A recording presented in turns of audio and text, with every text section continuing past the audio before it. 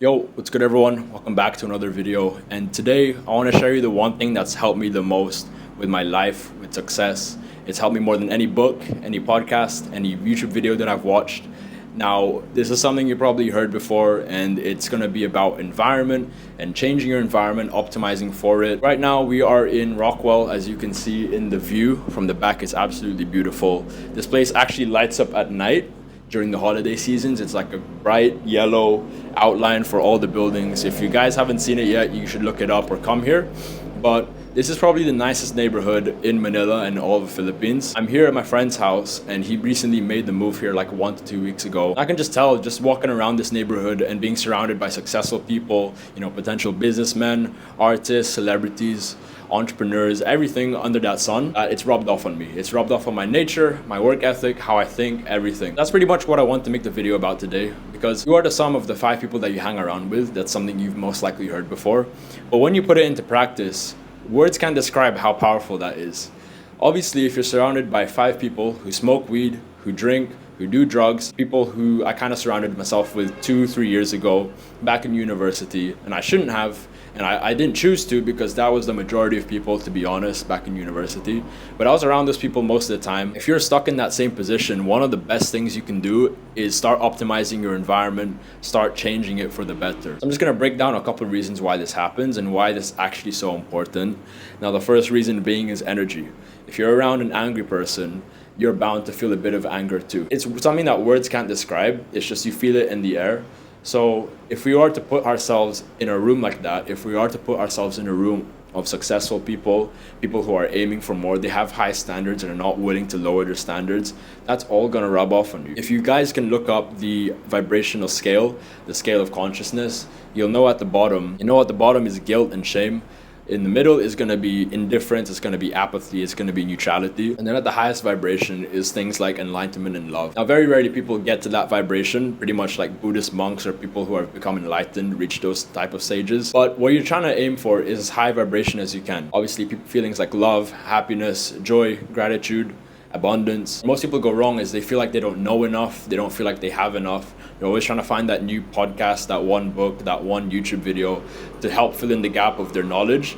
But really, what it truly is, and I can tell from first-hand experience, is that all they need to do is put themselves in the right vibration. Changing your environment is a lot easier than you think. You can literally go walk out right now, drive to the nearest 5-star hotel, and then bring your laptop, get a coffee, and then just start working there. And then I want you to notice how much better you feel, how much more creative and more abundant that you feel, because you're around these type of people, you're around that sort of vibration. So you don't need to wait until you become quote unquote successful in your mind to then start doing these things.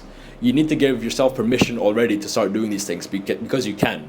If you find that you like nature more, what you can literally do is you go outside, go for a hike or go for a walk, or you can go to some outdoor cafe that's out in the open in nature and then just work there. Do your work there compared to locking yourself in your basement, doing it at home, all congested, all clogged and all stressed. And then notice the difference, right? Whatever raises your vibration, that's going to be different on you. For some of you guys, if you are religious, you can go to church, you can go to the mosque, you can go to the synagogue, whatever faith you believe in, you can pray as well. That's going to raise your vibration. Something as simple as praying for like 2 to 5 minutes a day if you're religious, you'll notice a shift. Like if you do that already, you already notice it. So why not just do it more? Okay, let's talk about people. You're probably wondering, okay, how am I going to surround myself with high net worth, high value, very successful individuals if I'm not where I want to be right now? Or like I'm living in my mom's house right now, I'm not where I want to be, I'm not as rich as I want to be, as healthy as I want to be. It's very simple. I'll give you a couple tips. Just make sure when you meet people or network with people, you're not desperate, putting yourself at equal importance with the other person you're trying to network with.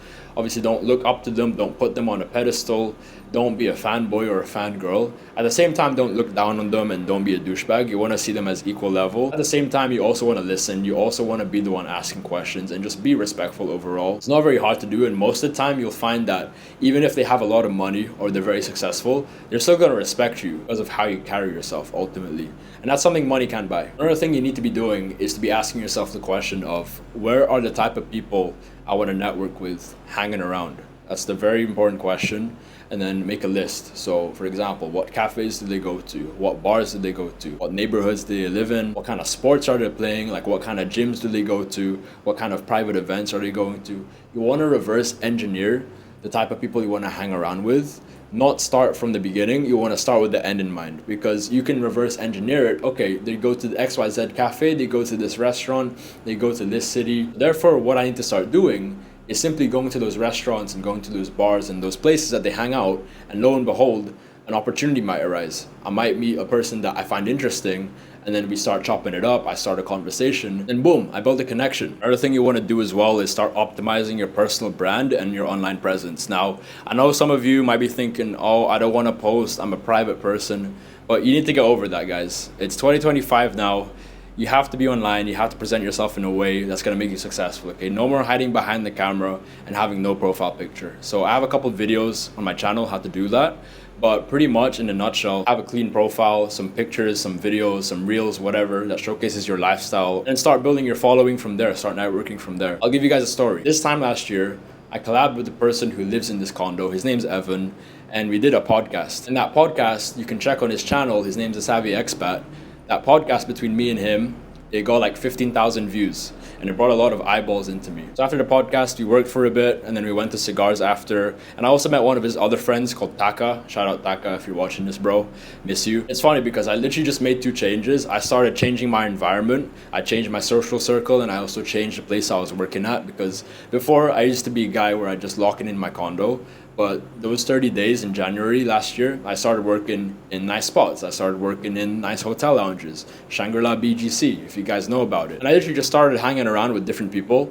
And lo and behold, that same January, I made the most money I've ever made in a month. Made 7.1K in the first month of the year, which is crazy. I just made 2 changes, and that's all it took. I promise, guys, if you just prioritize that one thing this year in 2025, literally just change where you're working, change the people you're hanging around, change the knowledge and the information that you consume on a daily basis. You're looking at a year of prosperity and abundance, guys. So that's why nowadays, one of the things that I do if I'm in a rut or if I'm like in a plateau with my business, I get in places where I feel poor and that I'm not enough to these people. Now, that's not a self-esteem issue. It's just something that's gonna unconsciously drive you to do better. And this is sometimes what you need. That's gonna be it for today's video, guys. I hope you enjoyed it. Nice and quick one. If you liked it, make sure you like, comment, subscribe, and share this with someone who needs it. If you're new to the channel and you still don't know what I do, what I teach, or you're still skeptical, if you think I'm another guru on your YouTube recommended, just click the link to my YouTube. Just check out the content. All the answers are there. You can check out the links as well if you're more interested. But other than that, guys, take that one shift. I promise you it's gonna do you more good than bad.